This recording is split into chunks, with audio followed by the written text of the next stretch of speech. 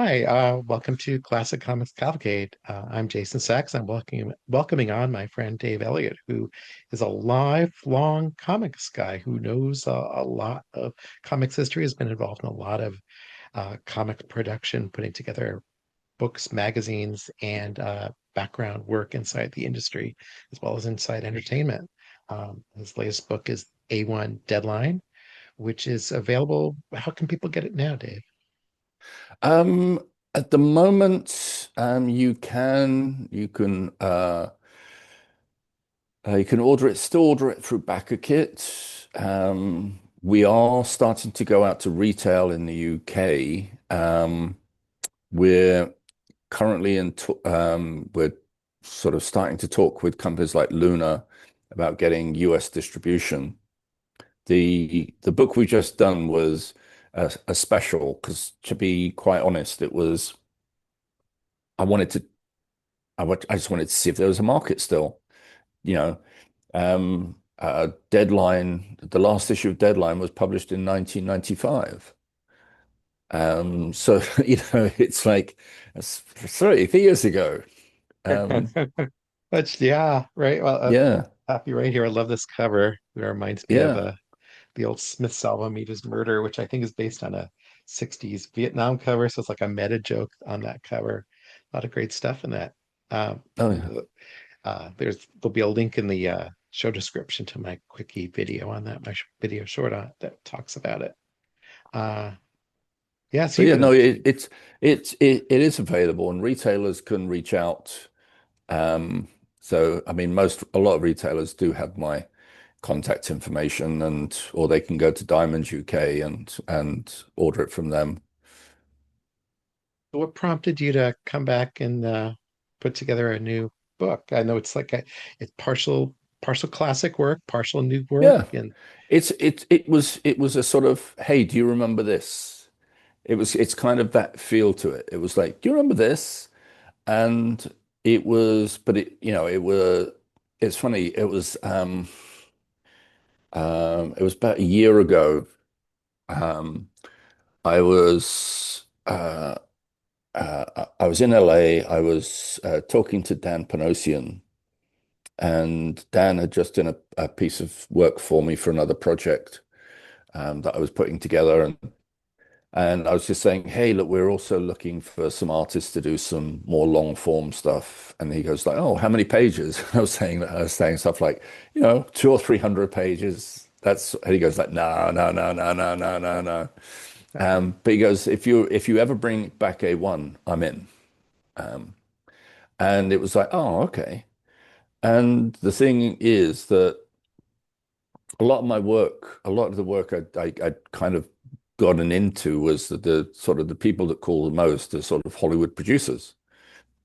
Hey, we've got this script and we want to do a graphic novel. Um, so that was the kind of that's what's been paying a lot of my bills over the last sort of 20 years. Um, and I think it was partly sort of like Dan sort of, triggering that thought. But just prior to that, um, during COVID, I was thinking about doing a charity book. Um, and I'd reached out to Tom Astor, who's the original publisher of Deadline magazine. Deadline was created by Steve Dillon and Brett Ewins, but Tom Astor was the guy who bankrolled it and was the publisher. you're So talking mid 80s, right? And this is yeah, it was like when it's first put together. 86, I think 86 or 87 when it's first issue. Legendary Um, run. yeah. Uh, So I reached out Amazing to, comics work in there and articles and oh, just a really well put together magazine. It's very yeah, satisfying. yeah, no, I mean, And now it it's an was, amazing time capsule too. it was a time capsule of not just comics, but the whole period. So Deadline was always covering, like, not necessarily what was hot of the moment. It would tackle. There was a lot of musicians and artists and creators that wouldn't normally have a platform. Deadline gave them that platform. Mm, Um, and it was kind of the guys that were sort of, you know, more punk than cool, if you like. And that's what sort of Deadline became known for. It was more of it had that sort of punky attitude to it, which was more of a, you know, anything goes, taking a few risks, willing to do um to say things that sort of like, hey, look, I'm sorry, we're not sorry if it hurts your feelings type of thing. Um and so yeah, so that went on through to 95. Uh, and I think it just shows to show sometimes it is hard when when you have to keep, trying to keep something going on a monthly basis is tough. It's like it's like how do you stay cool? How do you stay ahead of the curve? And it that invariably it's like you get replaced, hmm something else hot comes along. So I was about oh God, COVID was what, 5 years ago now. Um, so yeah, I'd reached out to Tom Astor and I said like, hey, look, would you be interested in sort of working with me and doing this as like maybe like a charity one shot or something? And he just went like, no. I was like, oh, okay. And he went, but no, no, no. If you want to do something with it, that's fine. I mean, I just like I don't have the bandwidth. I've got something else. I don't. Yeah, deadline is gone. Um, and he said, like, no, if you want to, like, yeah, you can do anything. Like, look, I'll just like, deadline. As far as he was concerned, um, he'd any ownership he'd had in any of the properties or the strips of material from Deadline, he'd handed back to the creators and said, look, I'm done now. It's all done. It's all finished. And so he just gave me the rights to Deadline. And he said, look, that's all it is. It's a title. But it's yours. So, um, but now, like today, um, uh, with Deadline being, most people, if you say Deadline, they think of the Hollywood movie website, Yeah. uh, and which also has a print magazine now, at least in California.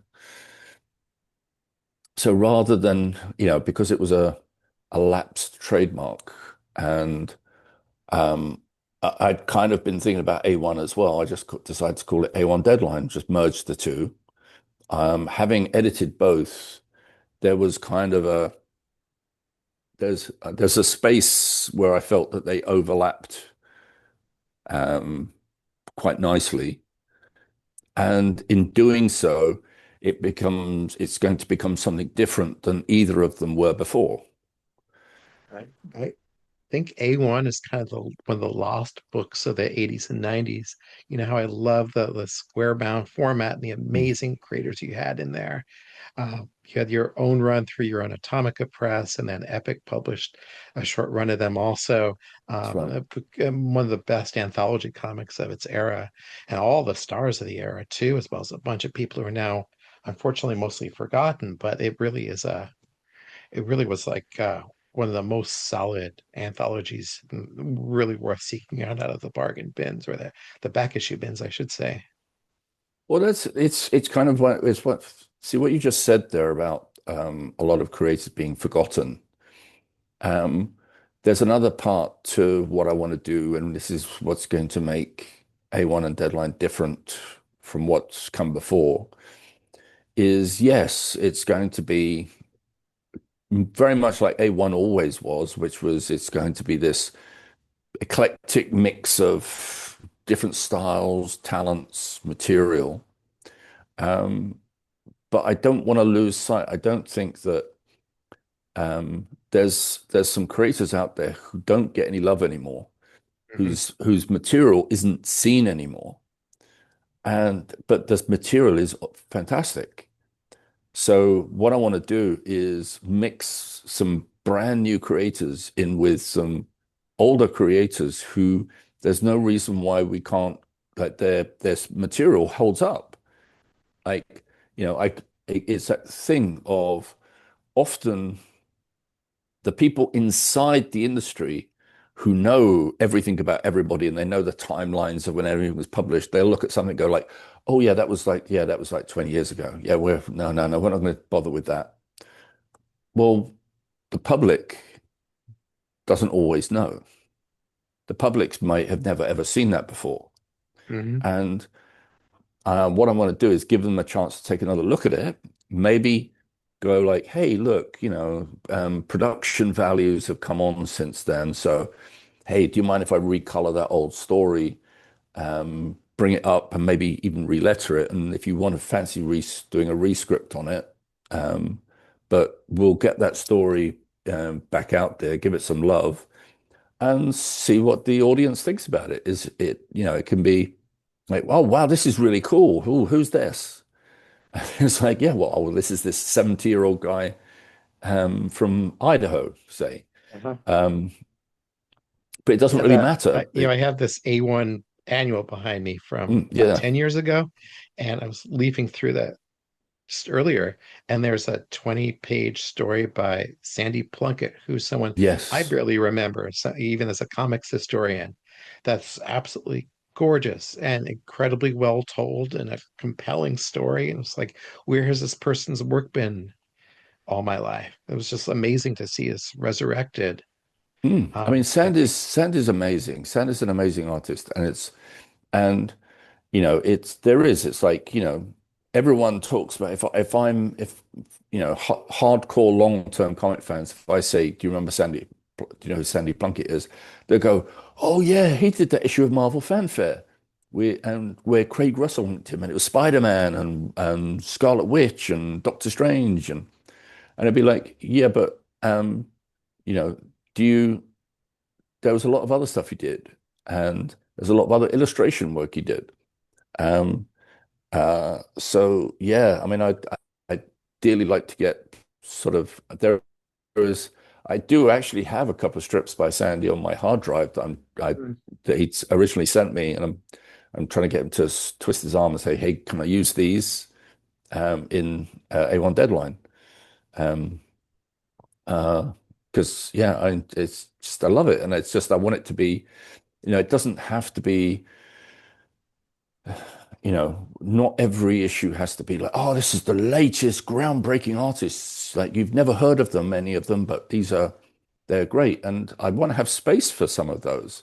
Hmm. But I still want to be able to give people who, a platform where, there's some really wonderful creators in this country, like Ed Ilia and Rachel Ball, who they have these deals for amazing graphic novels. They put every couple of years they put out an amazing graphic novel, but they don't have a platform in between. There's nowhere they can just go and say, "Oh, look, I've got this 4-page story I want to do." There's nowhere for it. I was at an independent comic convention in London a couple of weeks ago, and everyone there was just independent, creator owned. And there was people who like they had like a 8-page zine. They did a strip, and because that's the only way they can actually get their material out, because there's no other home for it. And they might be doing a graphic novel for maybe for a big publisher, but for a short idea, they've got this one little idea they wanted to get out, and there's no home for it. Hmm. I find those So, kind of shows kind of thrilling too, just to see the amount of creativity that's out there in the world, oh how yeah, much yeah. people are like that's the quality of work people are doing too. So much more heartfelt in comics, I think, in any other medium, or I shouldn't say that, but generally the work people are doing for themselves is very Hmm. heartfelt, very meaningful, and kind of deserves an audience. I don't know how many zines I picked up over the years.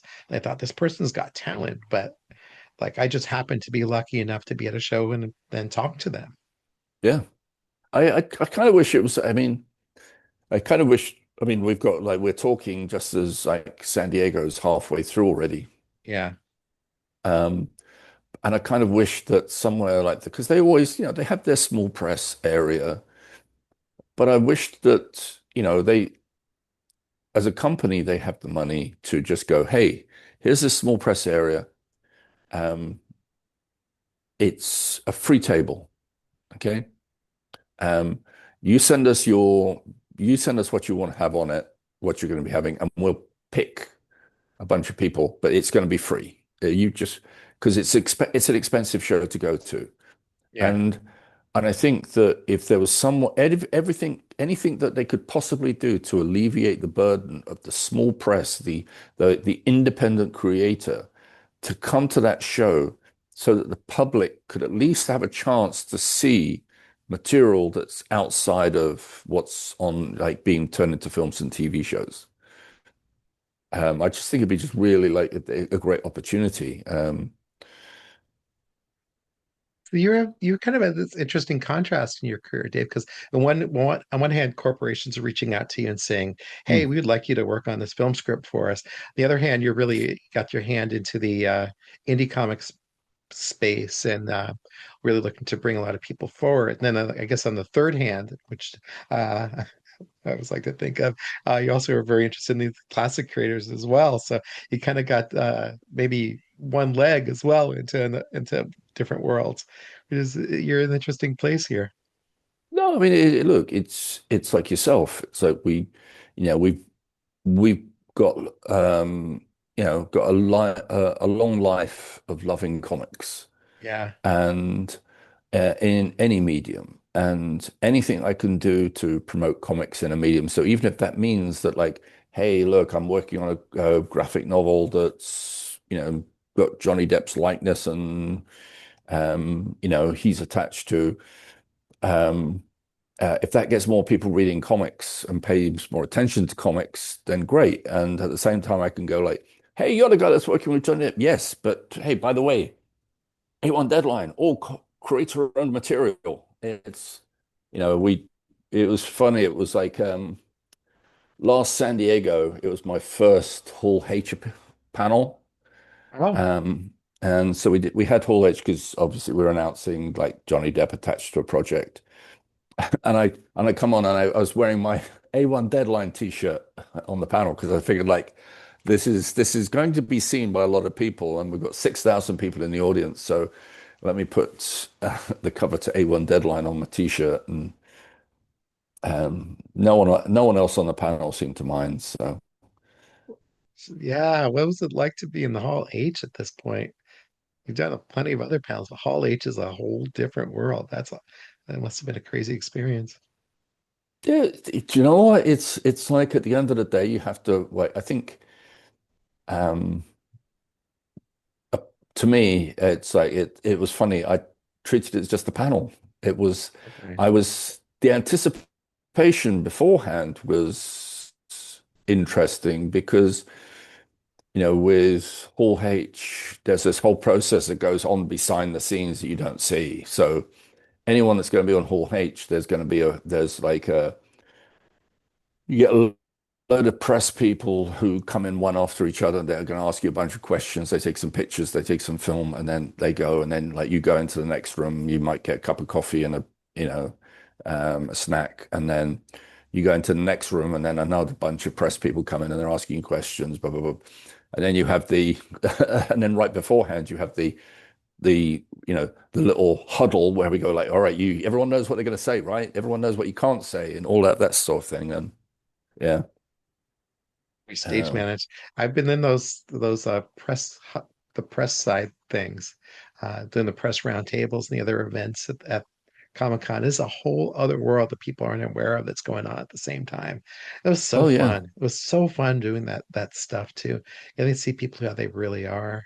Uh, most people are are great people. Few of them are not, but mm, it was fun playing in that little world. Uh, I never realized it was out there in the same way. yeah, yeah. Look, everything takes people to run it, and there's all the people backstage who are, even if it's just the people going like, could you line up over there? Please leave that space clear because that's for the people who are coming off the next panel or the previous Yeah. panel, and they're gonna walk out that way. Even if you know them, please don't interact with them because we've got to get them out the way. Like, get ready for the next show. um, you know, and then they're telling you what you can like, yeah, how you're going to go out. They're going to like, you have to do this, you have to do that. I was like, okay, okay, great. Yeah, I had a panel, or not a panel, I had a press availability with Mike Tyson. Tyson, he was Oh promoting yeah, yeah. Mike Tyson Mysteries for Adult Swim. And it was the most interesting, like seeing this whole operation in progress Hmm. was so fascinating. So first of all, the room was buzzing. There were about 25, 30 press people in there. I think he went from room to room. And it was one of those rooms that's facing the outside. So they brought him in through the balcony into the room. And as he walked in, like there was just this presence. You could just almost feel like everything was just uplifted. Just I never felt so much charisma in the room before in all my life.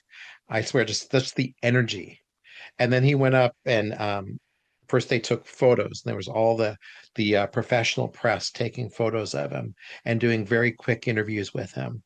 And it was really interesting because he would, turn on the smile and turn on the charm as the photos are happening, and then you could see him slow down as they were setting up the next set, and then seeing the energy come back up again, Yeah. up and down. Like, don't you get whiplash from this? Isn't this exhausting for you? And then they Yeah, took him around to there. I think there were 6 or 8 different tables, all round tables, all with 6 or 8 different press people around them. They call them press round tables because they literally yeah. are a round table. And so I'm just on the other side of a large table with him. And like he's just like making eye contact and feeling very real in that moment. And from a like, here's someone I've only like literally a legend I've only seen on TV in movies, right? And here he is, he's the hangover guy, as well as being the boxer. But no, here he is, and he's right in my face and being very real. I actually had a nice moment with him. Because one of the things Tyson's famous for is his pigeons. He especially growing up, he had a whole Oh, on the rooftop. He collected pigeons, and he had like a little kind of fenced in area where he took care of pigeons. And everyone on the brown table is just asking him obvious questions, and I'm like, so tell me why what is it about pigeons? What do you love about pigeons? And he leans into me and locks his eyes on me. And he starts telling me this wonderful story about, yes, I was growing up, like it was hard to get by in the city. My friends weren't really friends. We were all out to one up each other. My family was so broken up, I didn't have anyone at home to depend on. There's only one thing I could have in my life, and that's these pigeons. We called them rollies because when they were attacked, they would roll over. And so I loved having my rollies, and I would go up to the roof after a really terrible day and spend time with my rollies. And it meant so much to me to be able to spend time with them. Um, I don't know what the point of the story. Others that it was very cool to have this like real moment with someone like oh yeah. that. No, see, but you see, that's the sort of that's the sort of like off the cuff sort of question and answer that all of a sudden, like, everyone else might be asking like, oh, what's your favorite role? What's your like what movie did you appear in? Or what was your greatest fight? Or what about the time you bit someone's ear off or whatever it was? But it's things like that is like, I've you've given me actually something about Mike Tyson. Hmm. You've given me a like you and his answer and just the fact he leaned in, it was like, yeah, it's like that meant it was something, it's personal. And you've and he's probably sussed out that like, this is someone who's asking me something that's a genuine, something that's about me and my past. And it's not being sort of exploitive at all. It's like, oh yeah, and he gets to talk about something about his passion. So Yeah. yeah, great question. And yeah, that's I bet everybody else around that table was wishing that they'd asked him the same thing. Yeah. So I'll carry that around for a long time. Yeah. Very cool kind of thing. I kind of miss going to San Diego. I guess it's been 10 years since I went. I'm not it's funny. Um I think that for me it's just become work going to San Diego. Mm-hmm. I enjoy, yeah. I mean, there's definitely a bunch of people that I don't get to see anywhere else. Um, but it's very much work. Whereas It was it had always been work, but when I first started going, I had so much fun there. I just like it didn't feel like work. It was like you'd have to go like, oh, did you get a lot of work done? And I'd go like, and I'd say no because I didn't realize I had got a lot of work done. But it was in such a social way, in a social setting, Hmm. that it just didn't feel like I had. So it was like, no. And then you sort of hesitate and you go, well, actually, yes, I did. Actually, yeah, I got this done and I got this done. I got this commitment from these creators and this commitment and this distributor and these retailers. And yes, yes, yeah, actually, yeah, I got a ton done. But at the time, it was just like so much fun. So, but that's definitely it's a mixture of like I don't have the energy like I used to. That's the other thing I think about is like San Diego's just so intense. Mm. Every moment you're there, even like going to your hotel in the evening, is just like mobs of people and energy, and there's so much happening all the time. It's like the densest experience you're ever going to have, let alone being on the con floor where there's just like endless noise and people everywhere, and just the energy is unlike anywhere else. And for a lot of years, I was really energized by going to that. Of course, Oh, in my role, like I was interviewing people. There's one year I interviewed 60 some people. We have some of them on video. I gotta see if I can refine those. mm. Um, and like I really honestly felt like I was becoming a different person talking to so many people over so much time. But I'd come home and I'd be exhausted for 2 weeks. Yeah. I can only imagine how I'd feel now. No, the first two San Diego's I went to were when it was still in the old convention center in the old town. Um, and so it was much smaller. And then I remember then the third year I went was the first year it had moved into the actual big convention center, and that's where it had like I think there was the convention center itself has more than doubled in size Mm. since they started having the con there. And but I remember even then, everyone was amazed that we were taking up half of the old convention center. And everyone was amazed, like, oh my God, it's like this is massive. It can't get any bigger than this, right? And, but it was still at a time though where um, it still felt I got to see everybody. Um, and everyone still sort of saw each other. There was still sort of intimate parties. Like I remember one night, I remember we were talking at breakfast, like, and everyone was going like, "Hey, so you know, we've got to get our calendars set for the week. Like, who's having what parties? Because it would be." Marvel might have a party on a Wednesday night. So that was okay. So everyone was going to go. San Diego had its own party usually on a Saturday night, and which everybody went. And even a lot of the conventional people, the conventional goers got to come as well because it wasn't so huge then. But it was still we'd have these big parties, and you had the band Seduction of the Innocents, sort of Steve Lealoa and Bill Mummy's Yeah. group, Mel Ferreira. They would play, and it felt really small but personal, and you got to see everybody there, and it was, and it you felt a real connection to everything.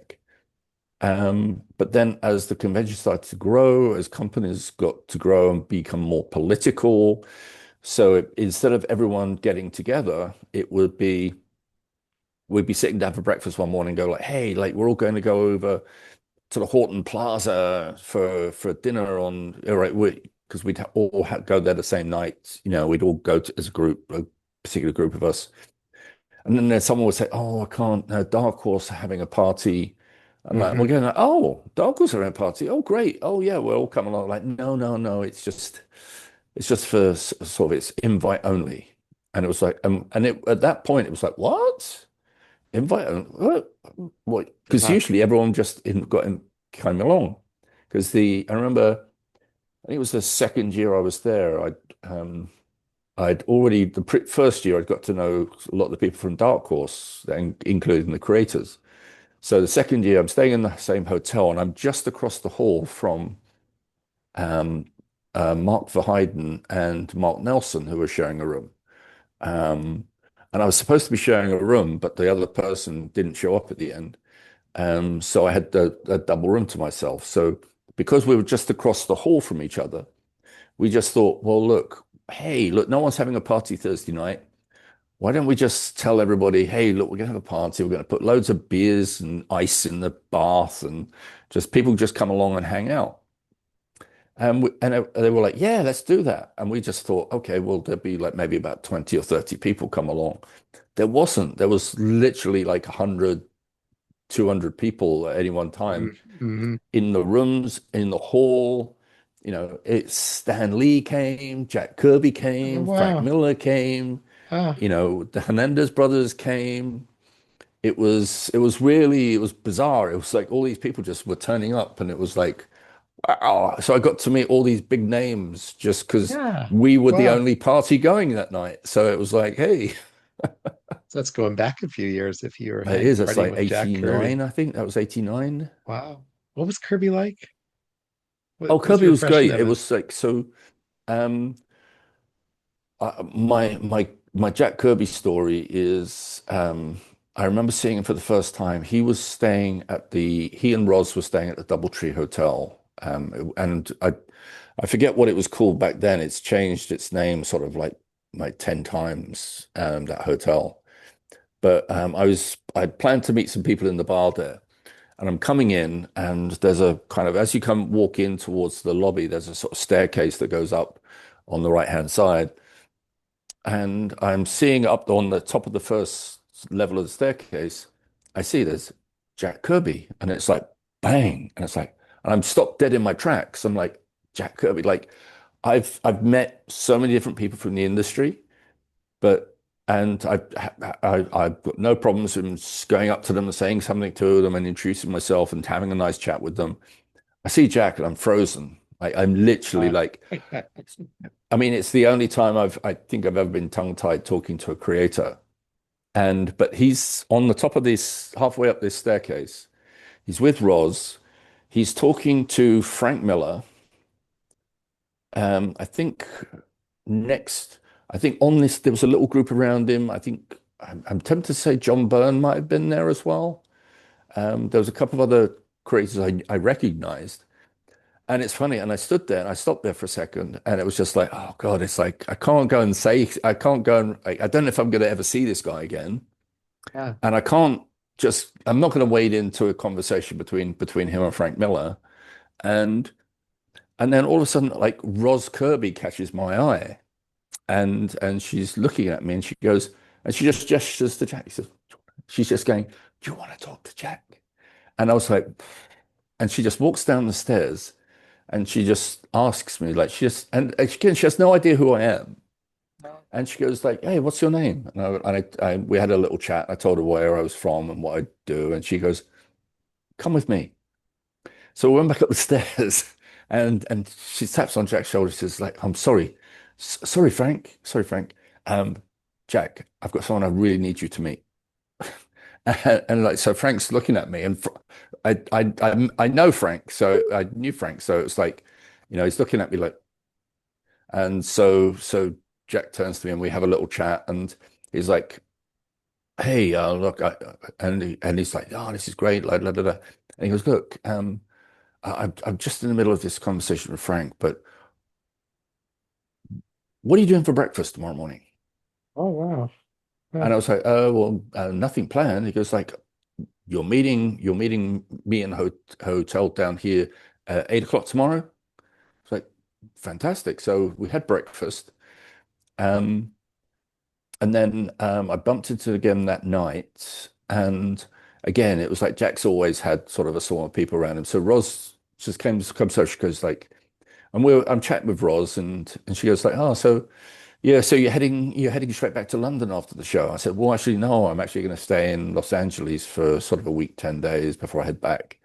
She went, "Oh, okay. Well, look, here's our address. I tell you what, rather than trying to like, let's just, let just come up to the house. Just come up to the house. I'll make some lunch, and then you can talk to Jack. And yeah, there won't be anybody around, and it's just like, yeah, we can just all chill out, not have any of this going on around us. And so that's what I did.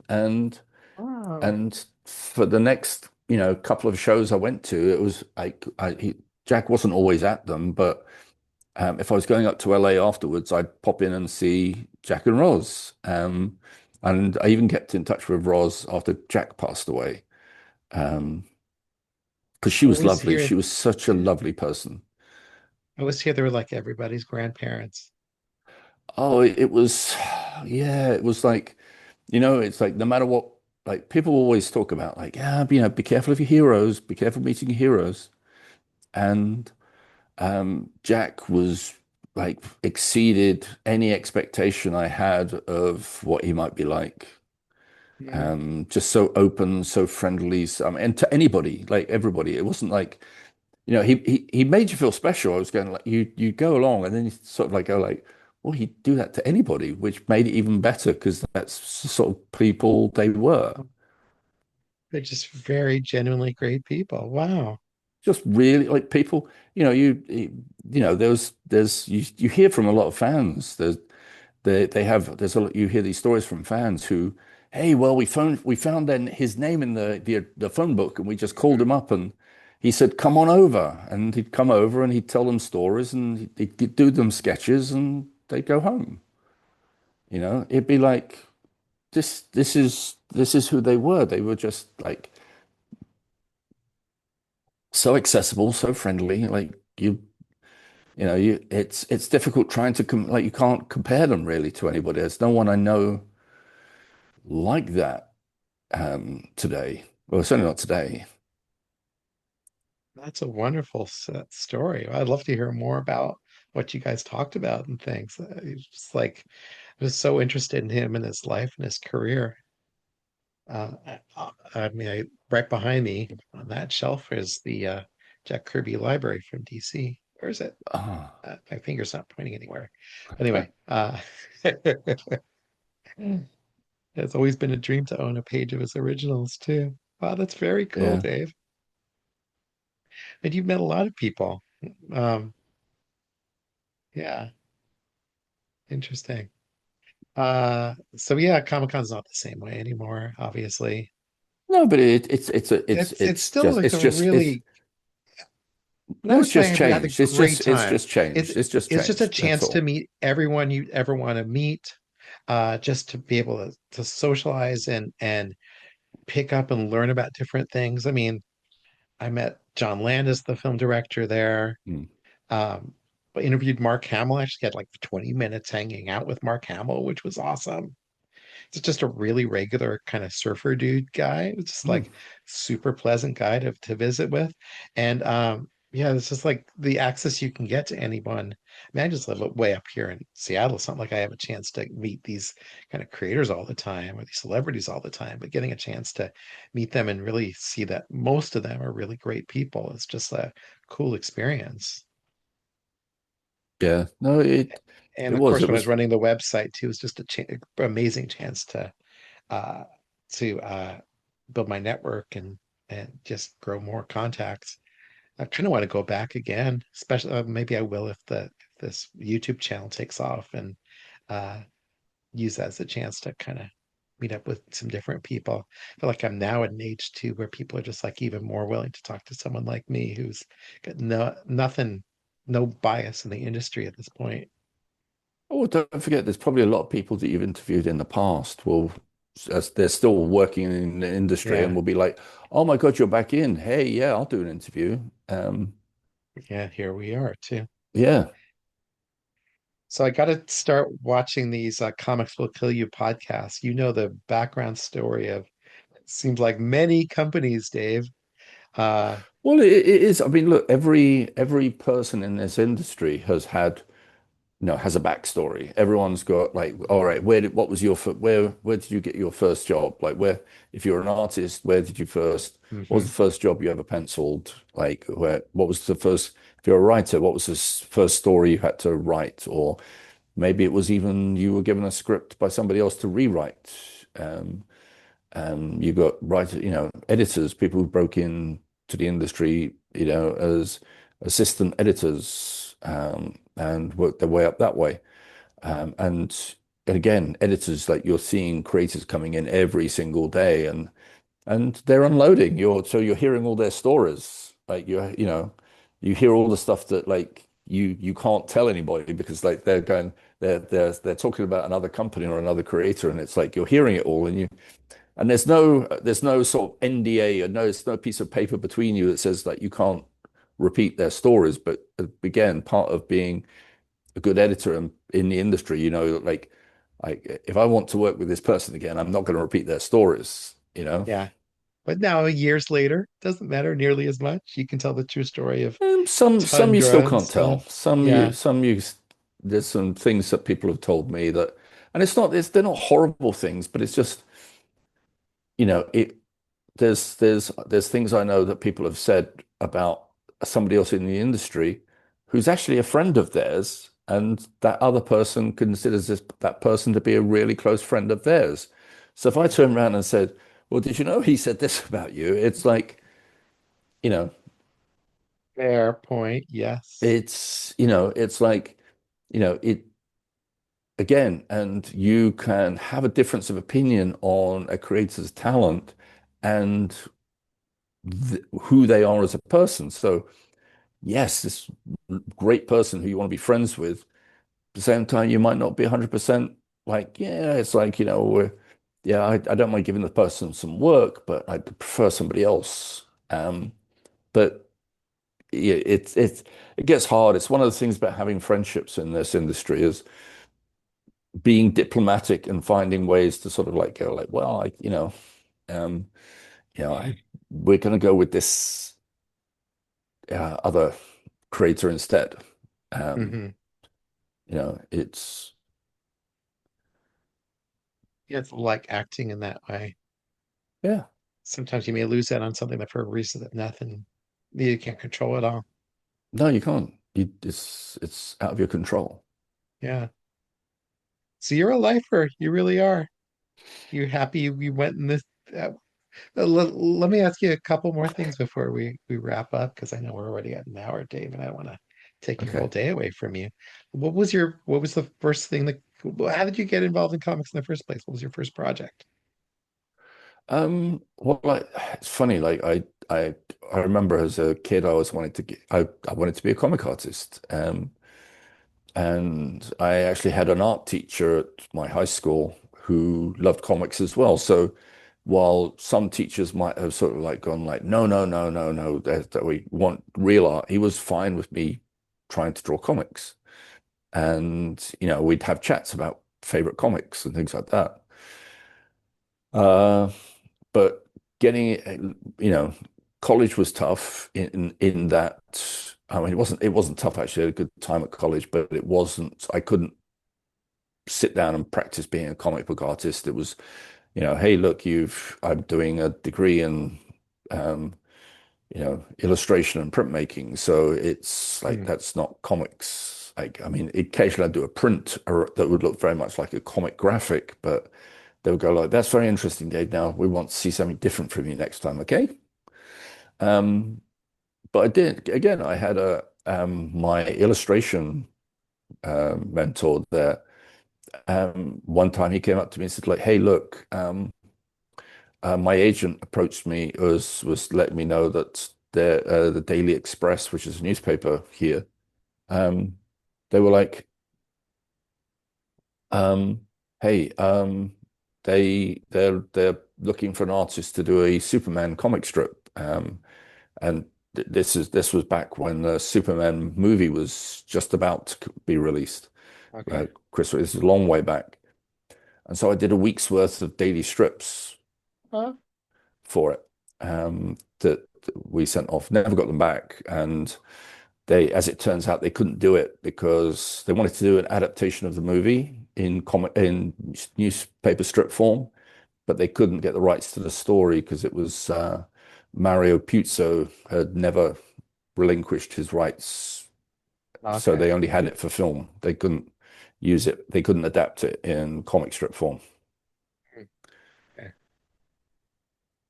So that there was that. But my first, if in fact, actually, it's the Comics Will Kill You podcast. The very first one was I actually worked with a publisher called Des Skin. He was the publisher behind editor and publisher behind Warrior magazine, I got to um, B for Vendetta and Vendetta Miracle and Man. Marvel Man, Miracle Man. Yeah. But it was just after that had wrapped, that had pretty much been cancelled, and he was hired to become the editor-in-chief for a line of reprint comics. They were taking over the reprints of the 2000 AD comics, like the Judge Dredd comics. And he needed a managing editor, art director. And so my first job was managing his line of reprint comics from Fleetway. And then from there, I started getting work with Marvel as an inker. So it was really Marvel UK was where I started to get my first sort of artwork. Okay. So mostly editing and on the publishing side though, right? Rather Well, than no, not at the art side time. of It was it. mostly, I mean, for Marvel UK, it was virtually all artwork. Okay. Um, uh, and I did some work for DC Comics as well.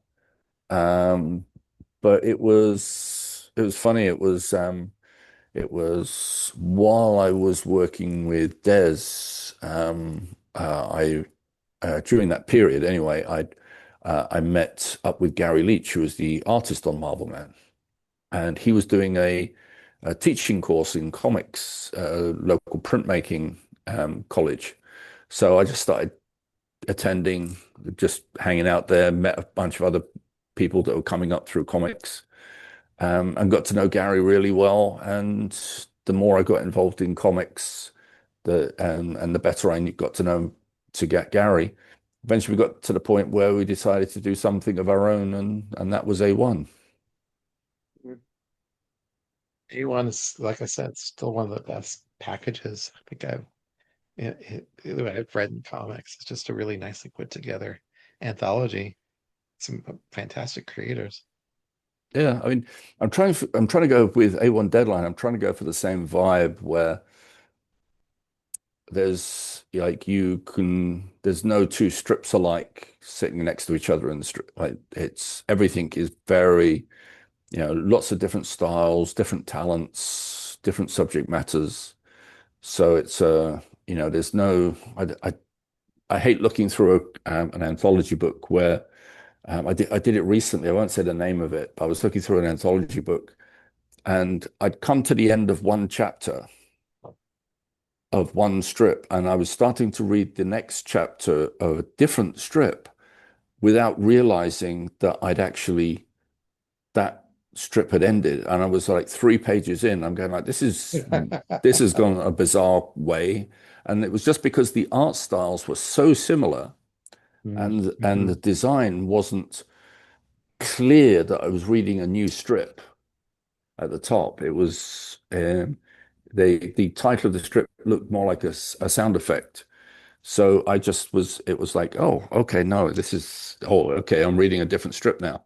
So, so A1 Deadline, very, very different, and it's a thing. I think I still get it. I was at a show a couple of months ago when someone came up and got me to sign the very first issue of A1, and they were working from another publisher, and they came over and said, "I hope you realize the like how the effect that you had on so many people because A1 was turned so many people on to other different types of comics because you might buy it for one look of what maybe a particular character or a particular creator, but you slowly got to read the others and people would get an appreciation for more.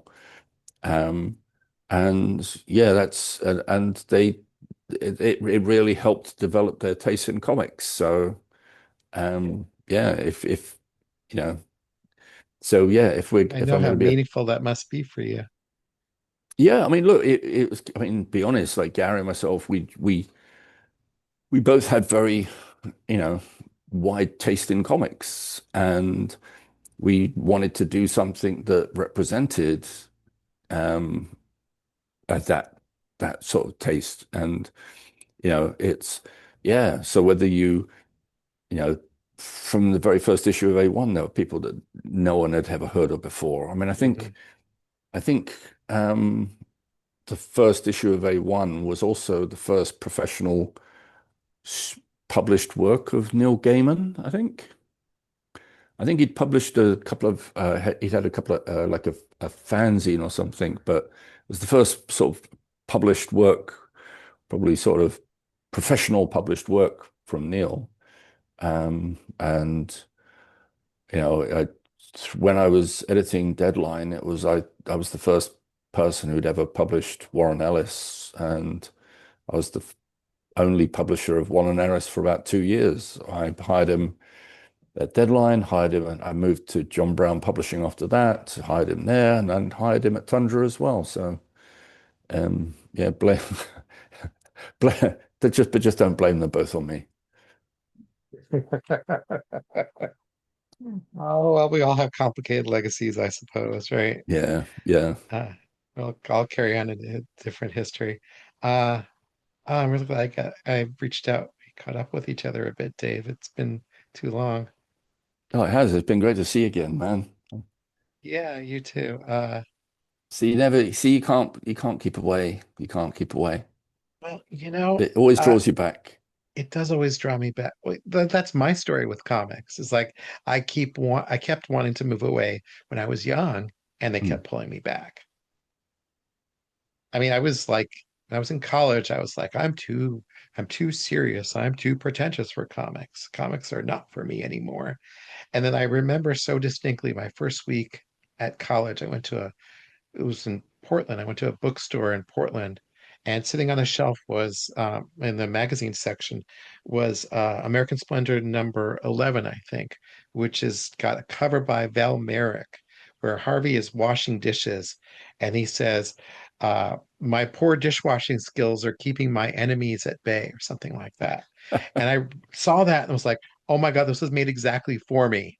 Yeah. Because Merrick like was a big artist for Steve Gerber, who's my favorite writer. And so anyway, like, okay, comics are literally reaching out to me saying, you can't stop reading me.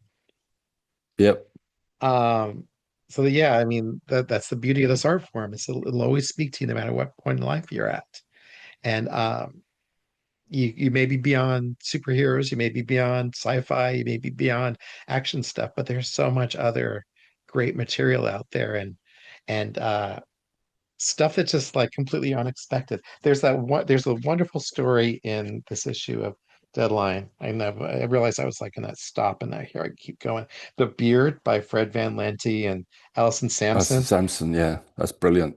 Yeah, which is just like this great kind of crazy little 6 or 8 pager that's just beautifully illustrated and completely contemporary feeling and also just weird as hell. No, that was And it. That's a wonderful story. And there's um, it it just shows you that um, when someone, I mean, you can look at that as in many ways. You can actually describe that story as a superhero story because in a way it is. It's like, yeah, um, not to spoil the ending, right. sh- she becomes an incredibly strong and powerful woman. Um, uh, but Wearing her there's Samson beard, yeah. yeah. So yeah, thanks, Dave. Hope we can do this No, again pleasure. sometime soon. No, pleasure, man. Been great hanging out.